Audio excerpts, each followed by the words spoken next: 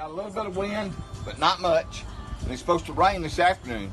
So everything's going to be on board as far as the weather goes, I hope. If we can just get out there and get some bait, we'll be good. So y'all stay tuned for big time action.